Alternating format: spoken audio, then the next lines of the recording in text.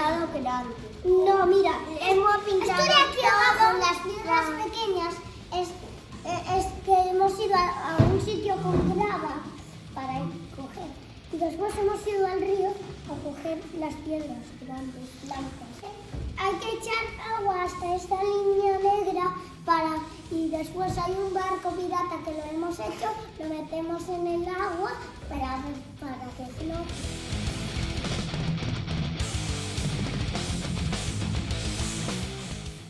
Ahora hay que meter el barquito. Se cierra con la tapa.